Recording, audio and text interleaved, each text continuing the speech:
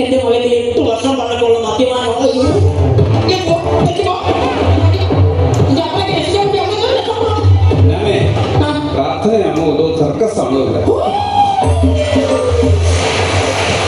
എന്തുമായിട്ട് ആത്മശാന്തി കിട്ടണോ മനസ്സമാധാനത്തോട് ഏകാഗ്രമായിട്ട് എന്റെ വേളാങ്കണ്ണി മാതാവെ അമ്മയോട് പ്രാർത്ഥിച്ചതിന്റെ ഫലമായിട്ട് 8 വർഷം പഴക്കമുള്ള മദ്യപാനമാണ് അമ്മ മാറ്റി തന്നത്. ആ മകനെ അമ്മയുടെ നടയിൽ കൊണ്ടത് മൊട്ടയടിപ്പിച്ച് ഞങ്ങൾ തിരിച്ചു വരും. ആ യാത്രയ്ക്ക് അമ്മ ഒരു തടസ്സം ഉണ്ടാകുന്നത് ഞങ്ങൾ നേരത്തെ അമ്മയുടെ അനുഗ്രഹമുണ്ട്. അമ്മയെ ഞങ്ങൾക്ക് അങ്ങോട്ട് പറയാനുള്ള അനുഗ്രഹിക്കുന്നുണ്ട്. ഇംഗ്ലീഷ് മീഡിയത്തിൽ പഠിച്ചുകൊണ്ട് അറിയില്ലേ അങ്ങയുടെ രാജ്യം വരണേ അങ്ങയുടെ തീരുമാനം സ്വർഗത്തിലേക്ക് പോലും. ആ കോഴിക്കോട് വേളാങ്കണ്ണിക്കാ പോകുന്നത്. ആ കോഴിക്കോട്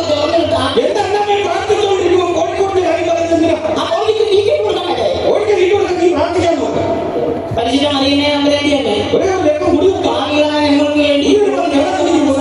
തമ്പുരാനോട് മാതാവ് ആ കഞ്ഞി രാജ പോകുന്നു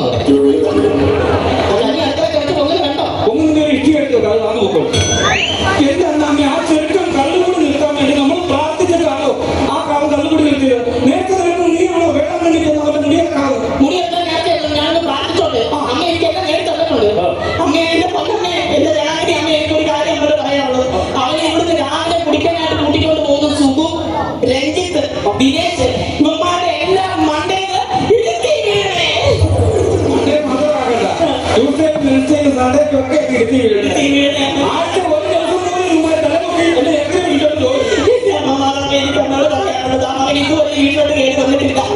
അമ്മേ ആ മകന് സ്വബുദ്ധി കൊടുക്കണേ. അമ്മേ അവന്റെ തലയിൽ പിശാച് കയറിയിട്ട് അമ്മേ അമ്മയുടെ വീട്ടിൽ കടന്നുകൊണ്ട് അവനുള്ള പിശാച് അമ്മയുടെ വീട്ടിൽ കടന്നുകൊണ്ട് വിട്ടുപോട്ടെ. വീട്ടിൽപ്പെടുത്തുവോ? വിട്ടുപോട്ടെ. പിശാച് വിട്ടുപോട്ടെ. സന്നിധിയിലുള്ള പിശാച് സന്നിധിക്കാൻ വിട്ടുപോട്ടെ. ഏത് പോട്ടെ കണിക്കാൻ വിട്ടുപോട്ടെ. പിശാച് വിട്ടുപോട്ടെ. കണിക്കാൻ പിശാച് വിട്ടുപോട്ടെ. ഒരു വരാൻ വിട്ടുപോകാൻ ഞാൻ പോവാ. എടാ അമ്മയ്ക്ക് പ്രാർത്ഥിച്ച് നിന്നിലുള്ള പിശാച് വിട്ടു പോകട്ടെ നാടാ. അന്നേരം നീ എന്താ വർത്തമാനം പറയുന്നത്? ഈ കോലം നമ്മുടെ ഏതെങ്കിലും വിചാരികളോ ഒന്നിരിക്കൂ. അപ്പോഴാണ് ജീവിതം വിട്ടു പോകത്തില്ലയോ? എന്നാ കോല കാണാനോ ഇത്തിരി വൃത്തിയും എനിക്കൊക്കെ നടക്കാൻ കഴിയുക. എന്താ അന്യൻ ഈ ദൈവത്തിന് നടന്നാൽ ഈ വീട്ടിൽ നീ എന്നേക്കും അന്യനാണ്. പറഞ്ഞിരിക്കുന്ന സ്വന്തം വീർപ്പ് കൊണ്ട് അപ്പം ഭക്ഷിക്കണമെന്ന് അറിയാമോ? അതൊരു കാര്യം. അമ്മ അപ്പം ചുരുമ എന്നെ വിളിച്ചാൽ ഞാൻ വേർപ്പ് ഉണ്ടാവില്ല. എന്നിട്ട് അപ്പം ഞാൻ എന്റെ വെപ്പ്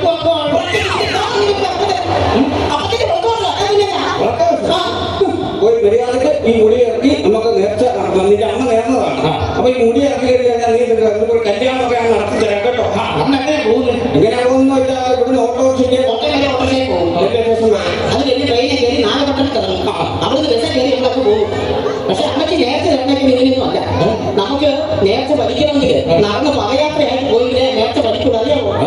പദയാത്ര അപ്പൊ ഈ പദയാത്രയും ഈ തീർത്ഥയാത്രയും നമ്മൾ എന്നാ വ്യത്യാസം? ഒരുപാട് വ്യത്യാസമുണ്ട്. മോനെ സന്നിക്കുട്ടി, നീ ഇപ്പോ ഒരു പുണ്യസ്ഥലത്തേക്ക് നടന്നിങ്ങനെ പോവുകയാണ്. കുറെ ദൂരം നടന്നു കഴിയുമ്പോൾ നിന്റെ വായിന്ന് പടവില്ല വരുമോ? അതാണ് പദയാത്ര. അഥവാ പട വന്നില്ലെങ്കിൽ അത് തീർത്ഥയാത്ര. അത് ഞാൻ കുറച്ചുകൂടെ പുണ്യമൊക്കെ കിട്ടുന്നേ. അവൻ പദയാത്രയൊക്കെ വന്നിരിക്കുന്നു. ഇതിന്റെ ഒന്ന് പോകുന്ന ഒരു കാര്യമില്ല. നമ്മൾ അച്ഛനെ വിളിച്ചൊന്ന് വെഞ്ചരിപ്പിക്കാൻ പോലെയാണ്. ഞാൻ അതുകൂടി നിർത്തിയില്ലോ. അച്ഛനെ വിളിച്ച് വന്നിരിക്കുക. നീ അച്ഛനെ വിളിച്ച് ഞാൻ വെഞ്ചരിപ്പിച്ചിട്ട് വേണം എന്റെ നെറ്റ് ചെയ്യാൻ. പള്ളിയുടെ പണി നടക്കുമോ? എന്താണെന്ന് ചോദിക്കും.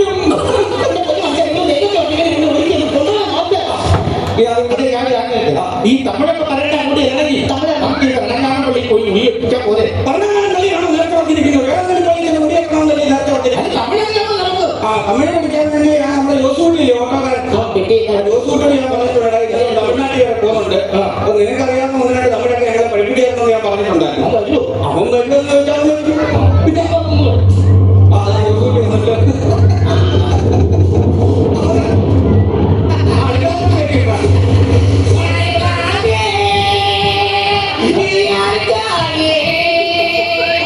ഇത് അതെ കാണുമ്പോൾ ഇതെന്ന് ചോദിക്കണമെന്ന് ഞാൻ തിരിക്കുമായിരുന്നു.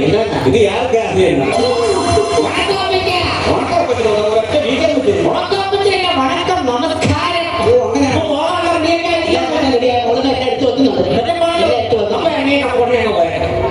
തമിഴ്നാട്ടിലോട്ടാ പോകുന്നത്.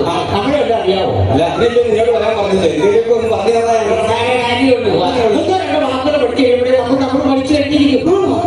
നമ്മളിവിടെ നേരെ തമിഴ്നാട്ടിൽ ഇറങ്ങുമ്പോ ഒരു പുരുഷനെയാണ് കാണുന്നതെങ്കിൽ അണ്ണേ വണക്കം. അണ്ണേ ഇപ്പൊ പെണ്ണുങ്ങളാണെങ്കിൽ പെണ്ണെ, അണ്ണേ അക്കെ, ഈ രണ്ട് വാക്ക് പഠിച്ചു കഴിഞ്ഞാൽ നമ്മളെല്ലാം പഠിച്ചു. ഒരു ഗ്ലാസ് വെള്ളം വേണമെന്നെങ്കിൽ തമിഴ് പറയുന്നത് നിസാരമായിട്ട് പറയാമല്ലോ. നമ്മളിപ്പോ ആണെയാണ് കാണുന്നെങ്കിൽ അണ്ണാ കൊഞ്ചം തണ്ണി തരുമാ. കുഞ്ചൻ തണ്ണി ചോദിച്ചാൽ കുഞ്ചനല്ലേ കിട്ടും. കൊഞ്ചം നീ എവിടെ പോകുന്നുണ്ട്? എന്തിനാ പോകുന്നത്? ഇവന്റെ മുടിയിറക്കണം നേർച്ചയാ. കല്ലൂരി കല്ലൂരിലൊക്കെ വേളാങ്കണ്ണി നേർച്ച പറഞ്ഞില്ല. ഇനി അവിടുത്തെ മുടിയൊക്കെ ഇറങ്ങി സുന്ദരനാക്കണോ തന്നെ.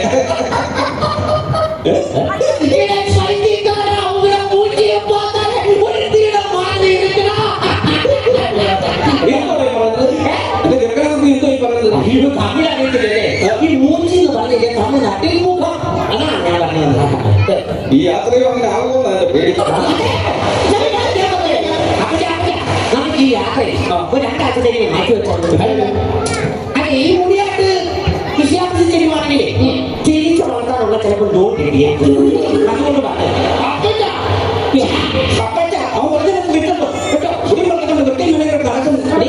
ശരിയാ. പോത്തറയ്ക്ക് ഒരു 4 പേർ കൊണ്ടാണ് കൊടുത്തത് കേട്ടോ. കണ്ണിക്കുന്ന പോത്തറയ്ക്ക് വലിയ ഇഷ്ടം.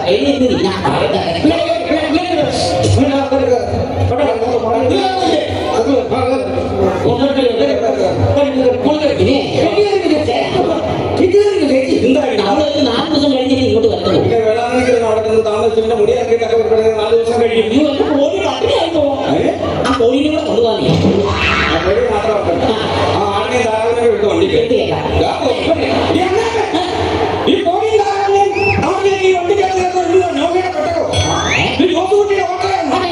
അമ്മയ്ക്ക് നിനക്ക് നാണുണ്ടോ? നിനക്ക് നാണുണ്ടോ? ആ കൊച്ചു കൊച്ചിട്ട് റാലി എടുത്ത് തലയിൽ വെച്ച് നടക്കുന്നു. മനുഷ്യനെ കൊണ്ട് കളിയാക്കാനാണോ? അതായത് മണ്ട അയ്യോ ആയില്ല. രാവിലെ നാട്ടിൽ 2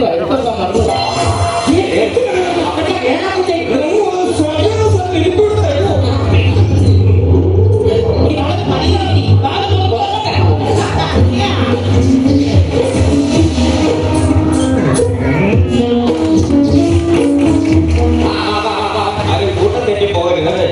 കൂട്ടിനെ ഇറങ്ങണം. പിന്നെ ഈ പ്ലാറ്റ്ഫോം വരേണ്ടത് അവിടെ ശ്രദ്ധിച്ചിട്ടുണ്ടോ? നമ്മൾ ആദ്യമായിട്ട് കാണുന്നു.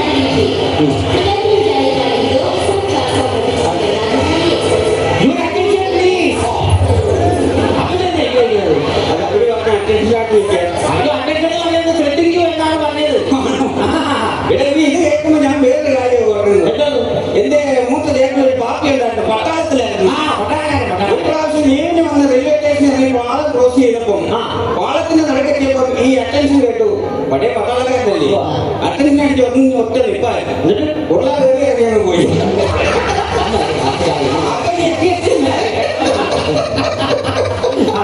വീട്ടിൽ കണ്ടാ ഓടിയാൽ നോക്കണ്ട് തിരിച്ചു ഊപ്പാട് തീർന്നത് ഇങ്ങനെയൊക്കെ ഇരിക്കുക.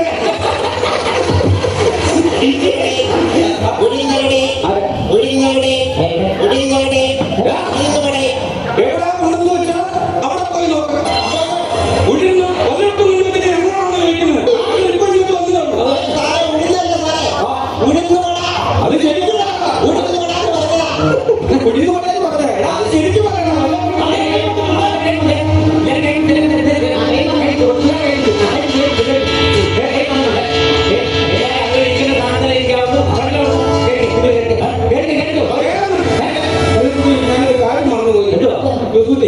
അത്യാവശ്യം നീ ഓട്ടോ ഒന്ന് വീട്ടിലോട്ട് വിടണം. ബൈക്ക് എടുക്കാൻ വിട്ടുപോയി. അയ്യോ ദൈവമേ, ബൈബിൾ എടുത്ത് പ്രാർത്ഥിച്ചിട്ടല്ലേ വീട്ടിൽ നിന്നോട്ട് ഇറങ്ങിയത്. അതല്ല ഞാൻ ബൈബിൾ എടുക്കണം. വേണമെങ്കിൽ ഇവിടെ ടോയ്ലറ്റ് ഉണ്ട്, നമുക്ക് അവിടെ നിൽക്കാം. എടാ, അതല്ലേ ഞാൻ പറയുന്നത്. വയലിൽ പോകണം, വയലിൽ നിൽക്കണം.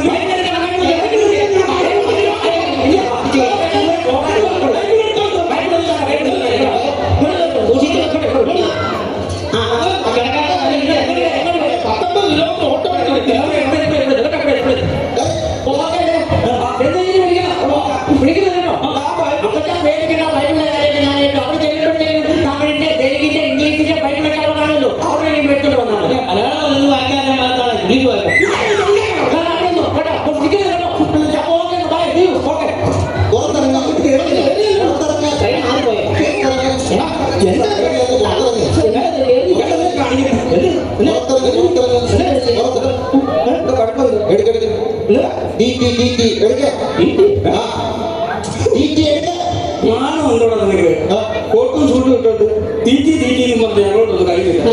ചോറ് ശകലം തീറ്റി കൊടുക്കും. തീറ്റി കഴിച്ചാൽ കോഴിക്കോടി ഞാൻ ട്രെയിനിൽ ടിക്കറ്റ് ചെക്ക് ചെയ്യുന്ന ആളാണ്. ടിക്കറ്റ് എടുത്തില്ലെങ്കിൽ ഓരോരുത്തരും 4000 രൂപ ഫൈൻ അടയ്ക്കേണ്ടി വരും.